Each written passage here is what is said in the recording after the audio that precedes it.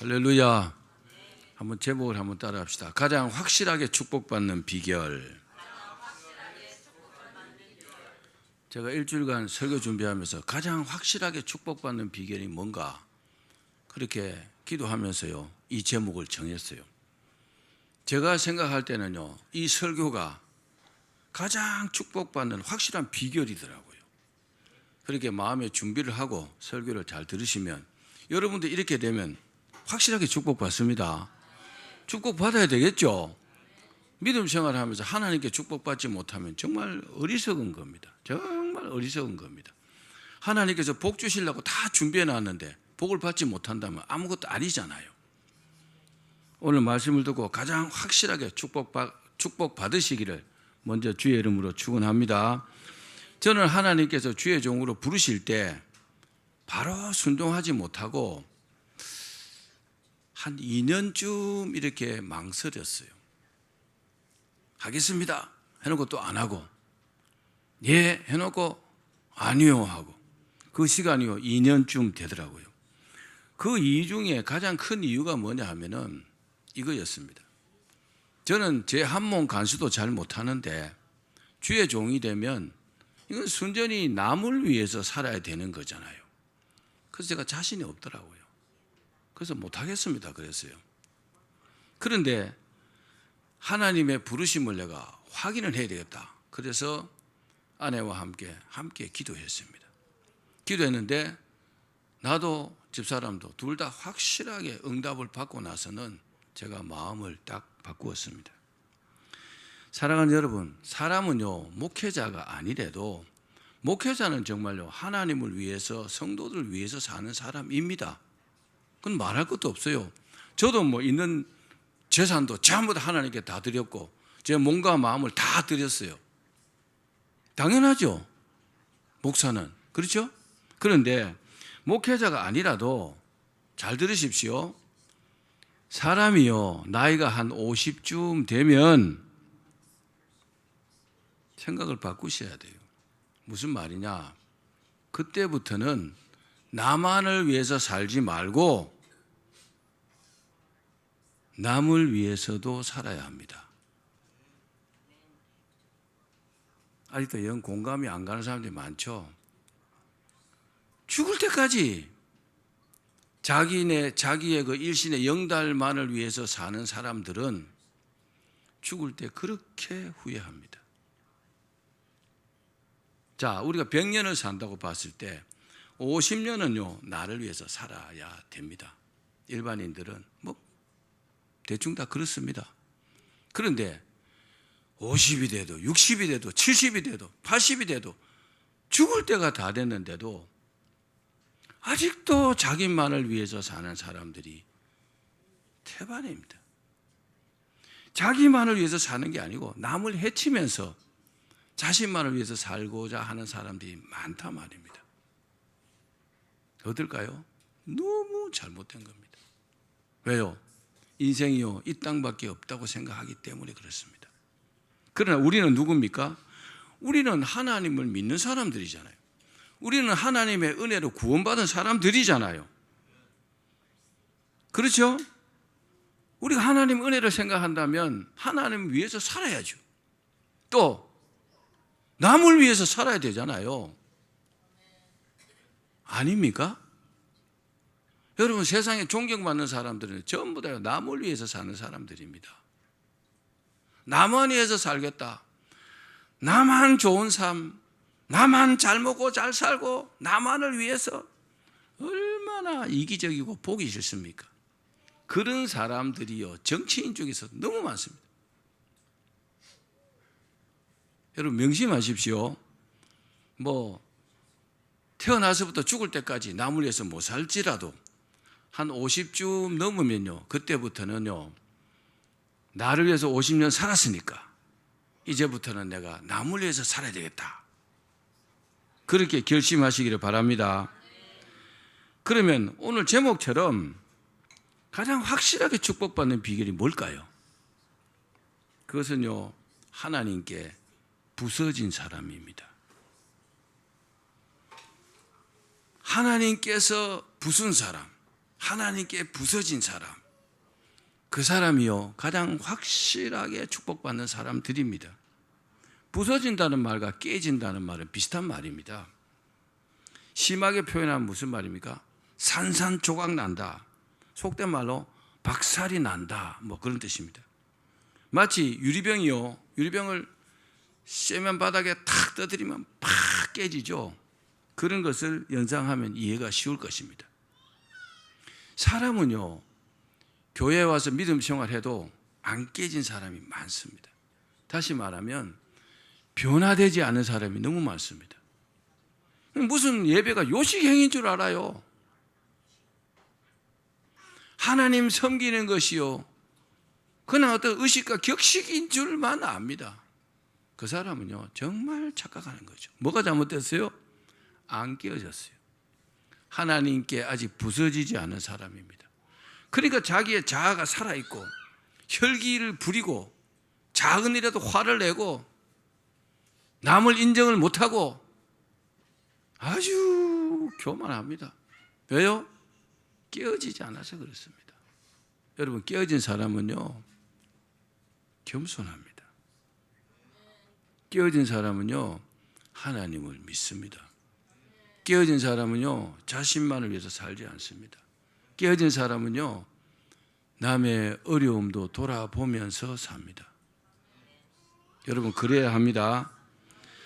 그래서 이런 복음송도 있습니다. 부서져야 하리, 무너져야 하리, 깨져야 하리,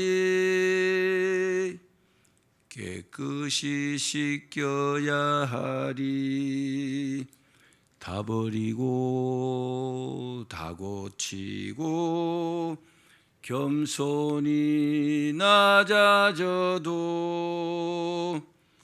주 앞에서 정결타고 자랑치 못할 거예요. 이 설교 후에 우리가 이 찬양을 정식으로 한번 부를 겁니다. 정말 그렇습니다. 부서지지 않고 무너지지 않고 깨끗이 되지 않고 하나님께 축복받는 비결이 있을까요? 저는 없다고 생각합니다. 없습니다. 이스라엘에 이런 속담이 있습니다. 하나님께서는 부서진 사람을 사용하신다.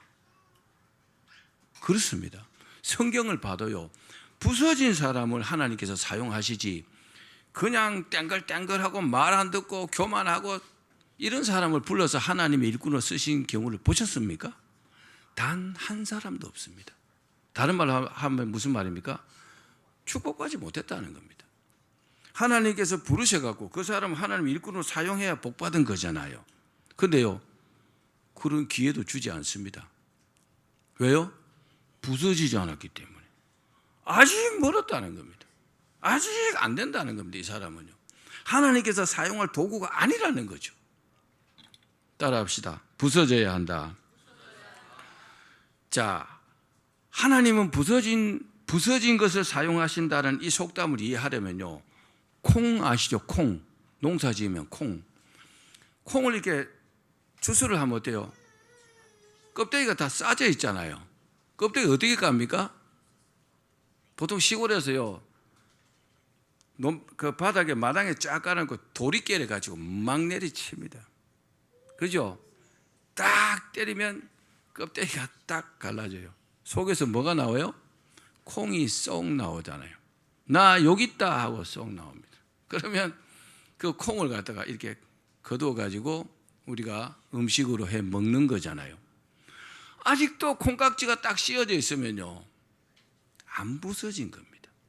딱 때려 부숴가 다 망하게 하는 것이 아니라 콩 껍데기를요 벗기는 겁니다. 우리가 오늘 설교 들으면서 나는 콩 껍데기가 벗겨진 사람인가 한번 생각해 봐야 합니다. 그냥 쌓여 있으면은 밖을 볼 수가 없어요. 하나님을 볼 수가 없단 말입니다. 믿음으로 뭐가 보이지 않아요. 그러니까 자기 생각대로 자기 마음대로 세상적으로 믿음으로 살려고 하지 않고 그렇게 사는 것입니다. 여러분, 그 콩껍데기가 벗겨져야 사람의 생각과 그리고 세상적인 것들을 벗어버릴 수가 있습니다. 성령의 충만을 받게 된단 말입니다. 그리고요, 성령 충만을 받으면 성령의 인도하심을 받게 되는 것입니다. 이런 측면에서 하나님께서는요, 사람을 부수시는 것입니다. 우리 본문 고린도전서 15장 31절 읽어봅시다. 시작. 다시 시작. 형제들아, 내가 그리스도 예수 우리 주 안에서 가진 바 너희에 대한 자랑을 두고 단언하노니 나는 날마다 죽노라. 바울이요, 사울일 때 부서져 가지고 바울이 됐잖아요. 그리고 뭐라고 고백합니까? 나는 날마다 죽노라. 따라합시다. 나는 날마다 죽노라. 이 말씀은요, 자기 욕심을 버리고 몸의 행실을 죽이면서 살고 있다는 겁니다. 그전에는 안 그랬는데 그 교만을 버리고 겸손하게 성령 충만을 받고 성령의 인도하심을 따랐어요. 아주 낮은 자세로 화도 안 내고 성질도 안 부리고 남도 미워하지 않고 남도 해치지 않고 그렇게 자기 몸의 행실을 죽이면서 산다는 겁니다. 사람은요, 자기 생각 속에서 얼마나 교만한지 몰라요. 자기 생각이 전부인 줄 알고 정말 우리 사람은요, 아무것도 아니에요. 우리 사람은 흙으로 만들었잖아요. 한 줌 흙으로 만들어진 존재잖아요. 아무것도 아닌데 그 교만 때문에 사람이요, 그렇게 되는 겁니다. 우리 갈라디아서 5장 24절도 읽어봅시다. 시작. 그리스도 예수의 사람들은 육체와 함께 그 정과 욕심을 십자가에 못 박았느니라. 저와 여러분이 성도다 가정을 하면요, 예? 우리가 성도다 가정을 하면 이미 우리는요, 예수 그리스도의 죽음과 부활에 동참한 사람들입니다. 그 사람이 어떻게 살아야 될까요? 정말 겸손하게 살아야 되겠죠. 그렇죠? 교만을 버리면서 살아야 합니다. 그러나 어떻습니까? 이 땅에는요, 마귀와 귀신들과 악한 자들과 우리가요, 함께 더불어서 살아갑니다. 그래서 성령 충만하지 않고 우리가 성령 충만하지 않으면 세상적이 될 수밖에 없어요. 왜요? 세상에는 안 믿는 사람은 투성이니까. 그 사람들과 어울리면서 그 사람들을 따라가기가 쉽잖아요. 또 욕심 때문에 자꾸 하나님과 멀어지게 됩니다. 여러분, 우리 자신을 정말요, 나를 내세우고 나를 따르라, 내 삶을 본보고 나를 따라 살아라, 이렇게 말하려면 바울처럼 돼야 합니다. 자기는 그렇게 살지도 못하면서 남에게 지적하고 이렇게 해야 되니 저렇게 해야 되니, 그런 썩어빠진 인간들이 얼마나 많은지 모릅니다. 교만해가지고. 다른 말로 설명할 게 없어요. 아직 콩껍데기가 벗겨지지 않았어요. 교만한 겁니다. 믿음으로요, 세상을 볼 수 없어요. 갇혀있는데 뭘 봅니까? 눈은 뜨고 있지만 당달봉사합니다. 안 보입니다. 그러면서 남을 판단하고 비판하고 정죄하고 부서지지 않았습니다. 여러분, 부서져야 합니다. 그러면 어떤 사람이 하나님과 세상에 빚을 갚는 심정으로 살 수 있을까요? 두 사람의 예를 들겠습니다. 세 사람의 예를 들겠습니다. 모세와 바울입니다. 바울을 먼저 봅시다. 바울의 본명은 사울이죠. 별명이요, 이 사울이라는 뜻이요, 큰 자라는 뜻입니다. 이름부터 교만하잖아요, 그죠? 나는 대성이라는 이런 이름 별로 안 좋아합니다. 대성이, 광성이. 예? 사울은 AD 5년에 길리기아 다소에서 태어나서 가말리엘 문화에서 율법의 엄한 교훈을 받고 자랐습니다.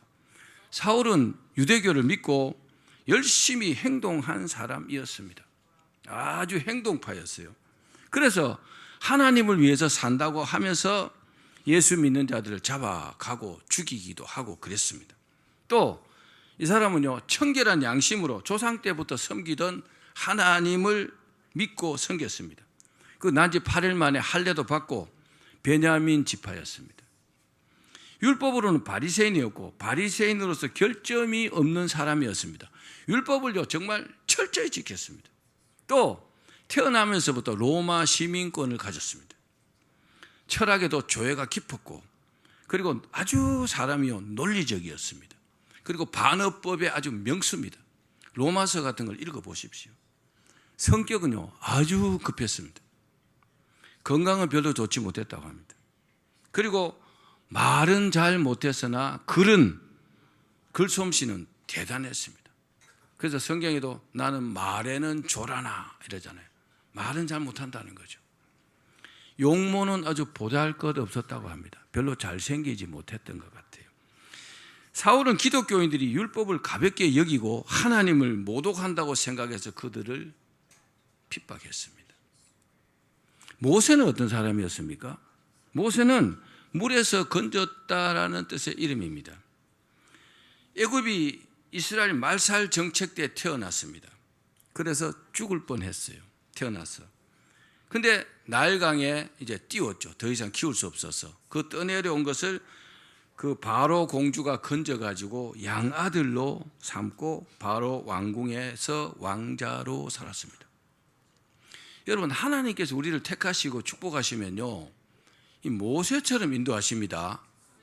나일강에 물에 빠져 죽을 수도 있지만 세상에 버렸는데 어쩔 수 없이 바로 공주가 건져갖고 자기 아들로 삼아가지고 바로 왕궁에서 호사를 누리며 살게 했잖아요. 그렇죠? 그리고요 유모를 데려왔는데 자기 어머니예요.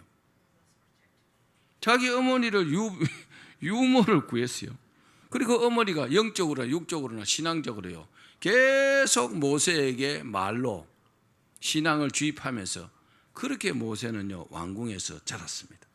그리고 애굽의 왕조로서 학술과 검술 등을 익히면서요 40세까지 아주 호화롭게 호사스러운 삶을 살았습니다. 사랑하는 여러분, 만약에 사울이나 모세가 이 상태 그대로 부서지지 않았다면 하나님께 쓰임 받을 수 있었을까요? 우리가 이 부분을 깊이 생각해 봐야 합니다. 바울이 사울 그대로 살았다면 하나님께서 그를 불러 쓰셨을까요? 모세를요, 애굽의 왕자인 모세를 얼마나 교만하고 건방지겠어요? 안 되는 게 없잖아요. 부족한 게 없어요. 만약에 그대로 살았다면 어떨까요? 평범하거나 악한 한 사람으로 살다가 인생이 아마 끝났을 겁니다. 뭐 그렇게 살다 죽는 사람이 태반입니다. 맨날 평생 깜빵만 드나들다가 죽는 사람도 많으니까. 그러나 이들은요 최고의 복을 받은 사람이었습니다. 왜 최고의 복을 받은 사람입니까? 가장 큰 이유는 이들이요 하나님의 부르심을 받고 부서졌기 때문입니다. 부서진 사람들이었기 때문에 이 사람들이 복을 받은 사람들인 겁니다. 대애굽의 왕자였던 모세가 어떻게 부서졌습니까? 우리가 잘 알잖아요. 모세는 왕궁에 살 때 성격이 아주 급했어요. 그래서 웬만한 일에는 참지 못했습니다. 그럴 수밖에 없는 것이 왕자가 부족한 것이 없으니까 뭐 말만 하면 안 되는 게 없잖아요. 그러니까 교만했던 겁니다. 여러분 우리가 다른 것보다 자신이 갖고 있는 교만을 버려야 합니다. 크게 아멘. 대부분 다 교만합니다. 저도 때로 교만할 때 있습니다. 회개합니다. 이 교만을 버리지 않으면 하나님께서요 쓰실 수가 없어요. 하나님께서 부수실 수가 없단 말입니다. 모세는 정말 교만했습니다. 사람을 주먹으로 때려갖고 죽였으니까 땅에다 파묻어 버렸어요. 그리고요 어떻게 해요? 미디안 광야로 죽을까 봐서 도망갔습니다. 뭐 광야로 보냈다는 말도 있습니다만 그 미디안 광야로 뭐 며칠 먹을 물과 양식을 줘서 보냈습니다. 죽는 게 정상이겠죠. 근데 여러분 죽을 때까지 죽은 거 아닙니다. 끝날 때까지 끝난 게 아니라고요.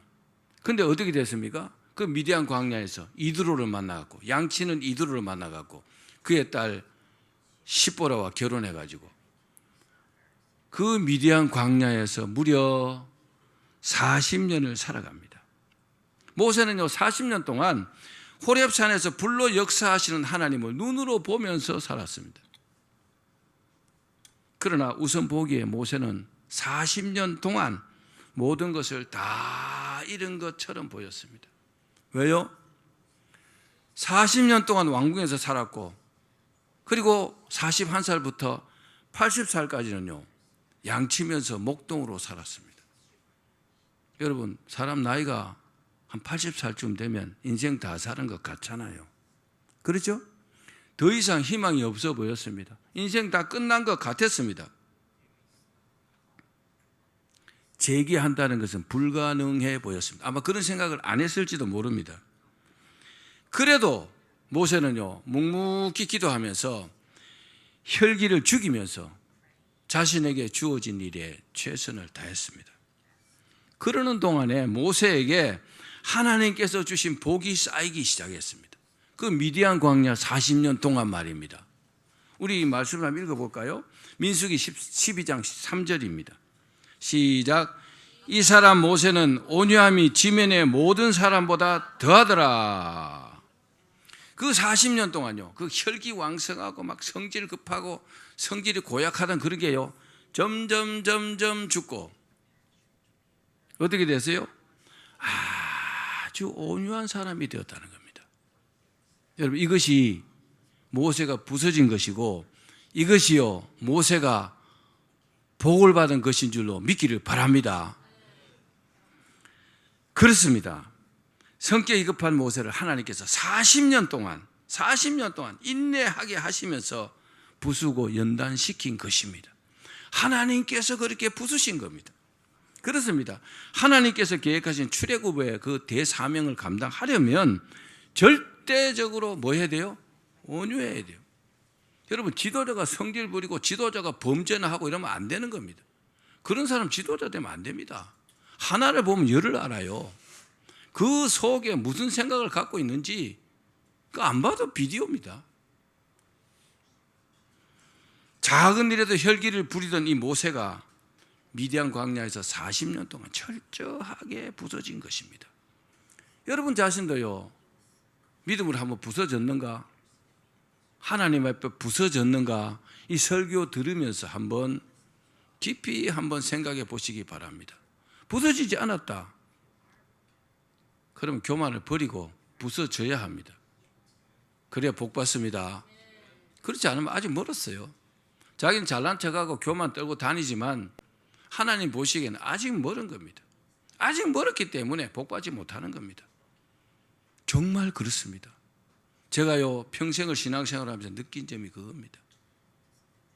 겸손하지 않으면, 부서지지 않으면요 정말 복 받기 어렵습니다. 밥은 먹고 살겠지만 큰 복은 받지 못합니다. 여러분, 반드시 겸손하셔야 합니다. 반드시 부서져야 합니다. 그리고 드디어 때가 되니까 하나님께서요 호렙산 떨기 나무 불꽃 가운데 모세를 부르셨습니다.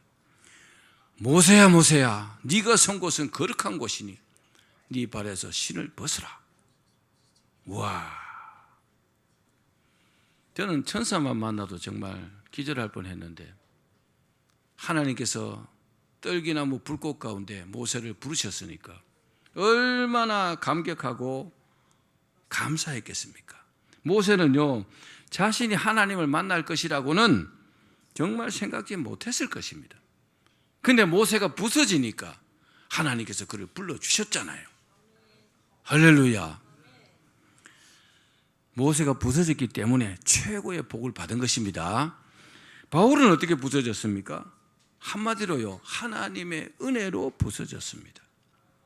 여러분, 사람이요 못된 짓 하려면 아주 못되게 굴어야 합니다. 사울이 그런 경우입니다. 아니, 예수 믿는 자들 핍박하고 막 잡아가고 잡아 죽이고 이러니까 얼마나 나쁜 놈입니까? 그러다가 예수님께 탁 걸린 겁니다. 사울은요 기독교인들을 잡으려고 공에서 공문을 받아가지고, 정식으로 공문을 받아가지고 말을 타고 다메섹으로 막 다른 사람과 함께 달려가고 있었습니다. 이렇게 자신이 확신하는 일에 목숨을 건 사울을 멈추게 할 사람은 아무도 없었어요. 아무도 못 말리는 겁니다, 사울을요. 왜요? 자기는 확실하고 생각하기 때문에. 그러나 사람이 아닌 주님께서 해보다 밝은 빛을 확 사울에게 둘러 비추셨습니다. 그 순간 맹인이 된 사울이 말에서 탁 굴러 떨어졌잖아요. 그때 주님의 음성이 들리지 않았더라면 아마도 사울은요, 자연현상으로 치부했을 겁니다. 갑자기 해가 밝게 확 비쳐가 내가 굴러 떨어졌구나, 이렇게 생각했을 겁니다. 그런데 어떻게 해요? 하늘에서 천둥과 같은 음성이 들렸잖아요. 사울만 들은 것이 아니고 같이 말을 타고 가던 사람 모두가 함께 들은 겁니다. 그 음성은 뭡니까? 사울아, 사울아, 네가 왜 나를 박해하느냐? 사울아, 사울아, 네가 왜 나를 핍박하느냐? 천둥과 같은 소리가 들렸어요. 저도 하나님의 음성을 3번 들었습니다. 정말요, 기가 막혔을 겁니다, 사울이요.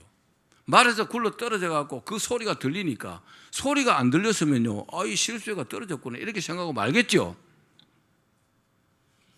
너무너무 궁금했어요. 우리 그 성경을 읽어봅시다. 사도행전 9장 5절에서 9절입니다. 시작.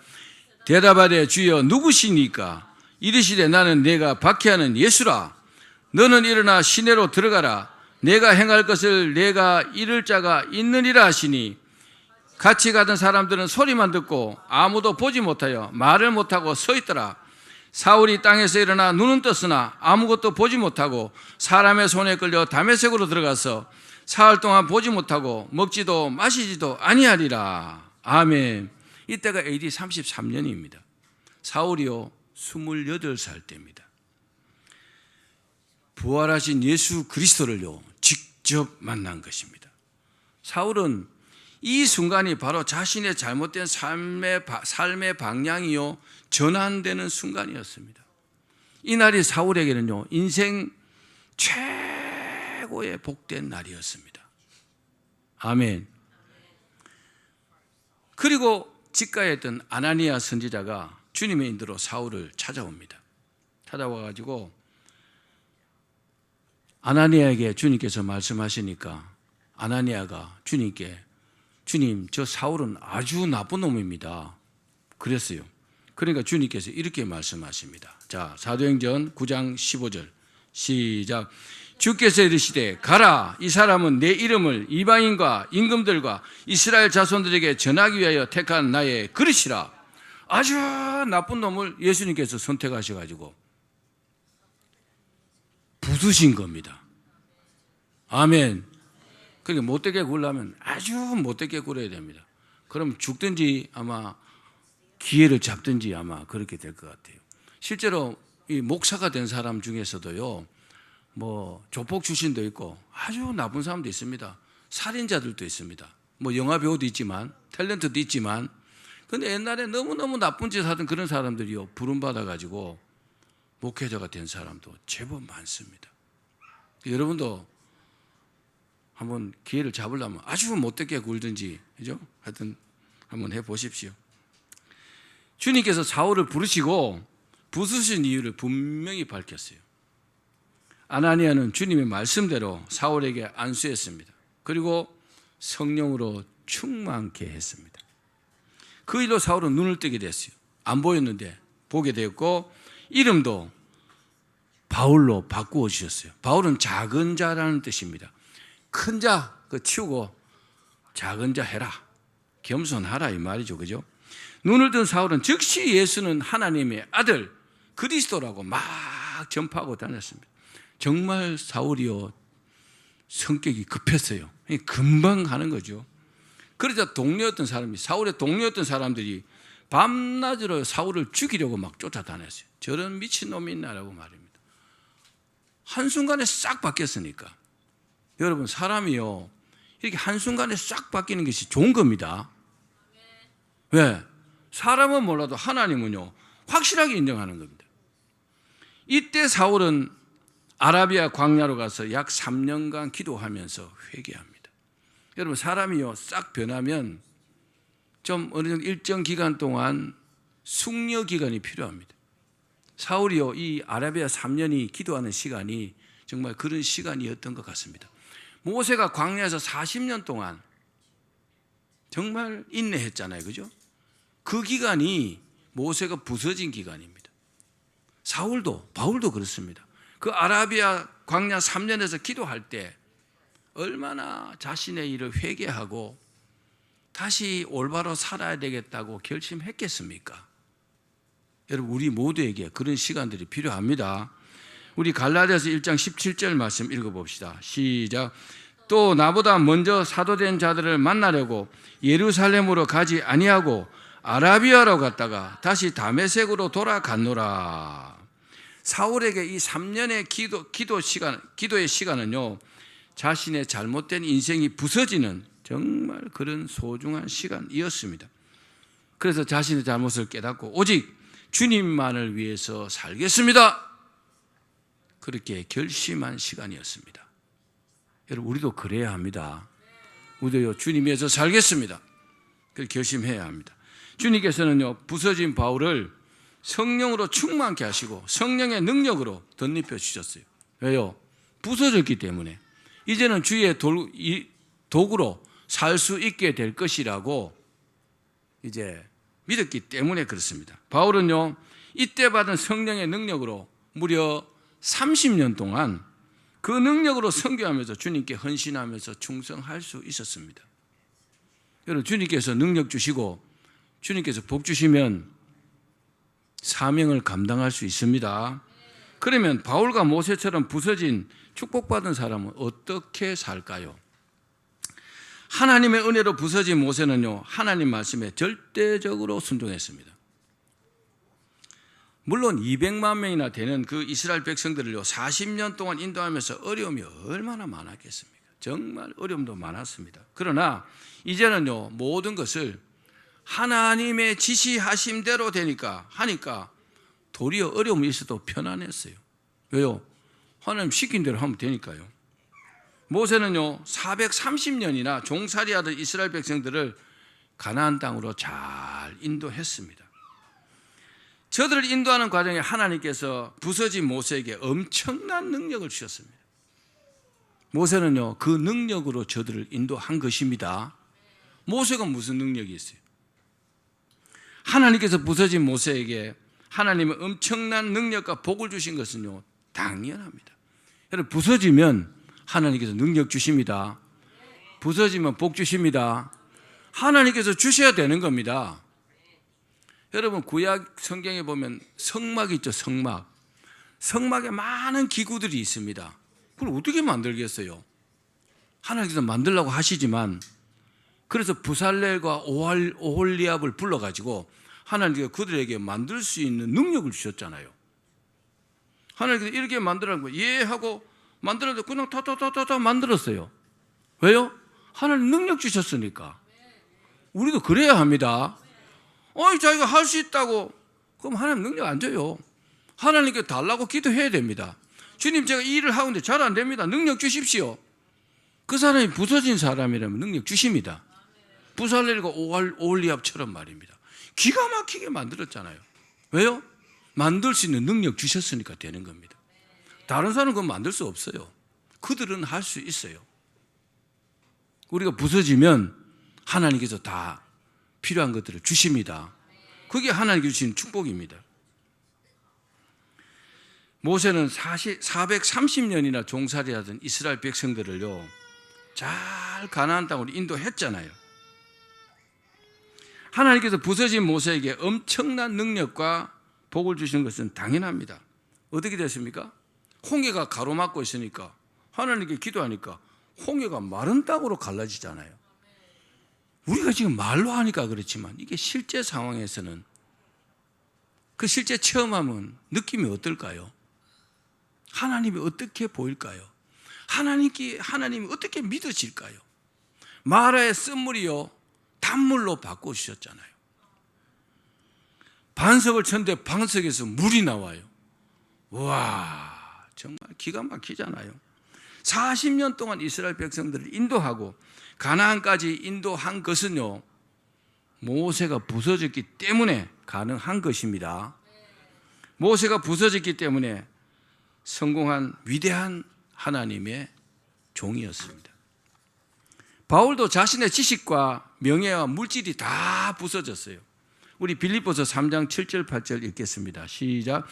그러나 무엇이든지 내게 유익하던 것을 내가 그리스도를 위하여 다 해로 여길 뿐더러 또한 모든 것을 해로 여기면 내 주 그리스도 예수를 아는 지식이 가장 고상하기 때문이라. 내가 그를 위하여 모든 것을 잃어버리고 배설물로 여기는 것은 그리스도를 얻고. 아멘. 바울은요, 예수님 외에 모든 것을 다 배설물로 여겼습니다. 사람 몸에서 나가는 배설물을 아까워할 사람이 있을까요? 없겠죠. 또 바울은요, 빚을 갚는 심정으로 자기가요 앞에서 사울로 살았던 그 잘못된 인생을 주님께 빚을 갚는 심정으로 어떻게 해요? 하나님의 사랑을, 하나님과 사람을 사랑하고 정말 죽을 때까지 선교하고 전도했습니다. 바울은요 물질을 추구하지 않았습니다. 그러나 주님으로 인해서 가장 부유한 사람이 누구냐? 바울이었습니다. 부서진 바울은 평생 복음을 전하러 다녔지만 돈이 부족한 점이 없었어요. 항상 하나님께서 주셨습니다. 물론 자기가 돈을 벌기도 했습니다. 늘 주님께서 물질을 공급해 주셨습니다.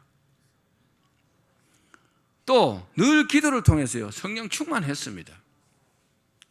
그래서 오직 주님만 의지했습니다. 바울은요 수많은 사람에게 복음을 전하고 병든 자를 고치며 귀신들을 쫓아냈습니다. 부서진 바울은 최선을 다해서 30년 동안 선교하면서 교회를 세웠습니다. 수많은 교회를 세웠습니다. 또 수많은 사람에게 복음을 전한 위대한 사도입니다. 또 주님께서 바울에게 신약 성경 66권 중에서 무려 13권을 쓰게 하셨습니다. 대단하잖아요. 자, 마지막으로 죽을 병에 걸렸지만 주님의 뜻을 깨달았어요. 그래서 자신이 부서지고 헌신한 사람이 있습니다. 누굴까요? 록펠러입니다. 록펠러는 그 당시에 세계 최고의 부자였지만 53세요 불치의 병에 걸려가지고 시한부 선고를 받았습니다. 이제 언제 죽을지 모르는 겁니다. 그는 이런 생각이 들었다고 해요. 아니 내가 죽으면 이 많은 재산이 전부 다 남의 것이 될 텐데, 그렇게 생각하니까 너무너무 억울했던 거죠. 왜요? 록펠러는요 53세까지 돈을 벌기 위해서 막 모든 수단과 방법을 다 동원했습니다. 그래서 사람들 손가락질도 많이 받았어요. 아주 나쁜 놈이라고.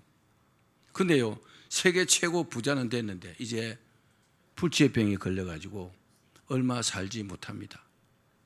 여러분 그렇게 돈을 벌려고 막 이리 뛰고 저리 뛰고 그렇게 돈을 많이 버는 사람이 죽는다 생각하니까 기가 막히겠죠. 무슨 생각 날까요? 아이고 구렁이 알 같은 내 돈, 그 생각 안 날까요? 났을걸요. 와, 이 많은 돈이 남에게 된다고. 그래서 이 사람이요 딱 기도하다가 딱 이런 생각이 난 거죠. 내가 죽으면 이 모든 돈이 남의 것이 될 텐데 죽기 전에 나누어 주자. 이야, 생각치고는 제대로 했죠. 여러분들은 좋은 생각하기를 바랍니다. 얼마나 기특한 생각했어요. 어차피 죽을 건데 죽어버리면 끝나는 거잖아요. 돈은 다 남이 다 가져가 버리잖아요. 나누어 주자. 록펠러가 부서질 수 있는 기회죠. 자, 정말 대단합니다. 그런 생각으로 돈을 나눠주기 시작했어요. 어려운 사람들에게. 병원비 못 낸 사람 병원비도 내주고, 먹고 살기 힘든 사람 구제도 해주고, 이렇게 저렇게 하니까 돈을 받은 사람들이 막 그렇게 기뻐하는 겁니다. 근데 록펠러는 지금 어떤 상태입니까? 몸 상태가 곧 죽을 거잖아요. 그런데 돈을 이렇게 주면서 저 사람이 막 기뻐하는데 그 기쁨이 자기에게로 들어오더래요. 그래서 조금씩 자기도 이 기쁨을 느끼는 거죠. 막 그래서 더 많이 나눠줬대요. 그러면서 막 희열을 느꼈대요. 그렇게 막 나눠주면서 어느 순간에 병이 난지 다 나아버렸대요. 할렐루야. 여러분, 사람이요, 올바른 방향으로 세상을 살면 하나님께서 축복하십니다. 걱정 안 해도 됩니다. 병 걸릴까? 병 걸려 죽을까? 밥 먹고 살지 못할까? 그런 걱정 안 해도 됩니다. 그래서 하나님이 살아계신 겁니다. 록펠러는 어렵게 번 돈을 엄청나게 기뻐하면서요, 그것이 자신의 사명인 줄 알았다고 해요. 아, 돈 나눠주는 게 이게 내 사명이구나. 그런데 신기하게도 그렇게 병도 나았고 엄청난 이 기부를 통해서 교회와 학교, 수많은 교회와 학교를 세웠습니다. 몇천 개를 세웠더라고요. 학교와 교회를. 와, 정말 돈도 엄청나게 썼어요. 그런데 신기한 것은요, 그렇게 어마어마한 돈을 기부를 했음에도 불구하고 록펠러는요, 여전히 세계 최고의 부자였습니다. 하나님께서 축복하신 거죠. 돈 걱정할 필요 없는 거죠. 또 그런 록펠러를 하나님께서 축복하셔가지고 무려 98세까지 건강하게 장수하게 하셨습니다. 여러분, 부서져야 되겠죠. 사랑하는 여러분, 하나님은 저와 여러분도 모세와 바울처럼, 록펠러처럼 그렇게 부서지기를 원하십니다. 한번 따라합시다. 하나님께서 나도 부서지기를 원하신다. 왜 그럴까요? 왜 우리가 부서지기를 원하실까요? 우리를 하나님의 일에 사용해야 되기 때문에 그렇습니다. 부서지지 않으면 우리를 사용할 수가 없거든요. 그러므로 진심으로 한번 따라합시다. 주여, 우리를 부수어 주시옵소서. 그렇게 기도하시기를 바랍니다. 그러므로 가장 확실하게 축복받는 비결은 뭡니까? 주님께 부서져서 헌신하는 것입니다. 그러면 확실하게 축복받습니다. 그 사람에게 믿음으로 충만케 해주실 것입니다. 성령으로도 충만하게 하실 것입니다. 능력으로도 충만케 하실 것입니다. 넘치는 물질도 주실 것입니다. 우리의 남은 생에 주님께 부서져서 다 그렇게 쓰임 받으시기를 주의 이름으로 축원합니다.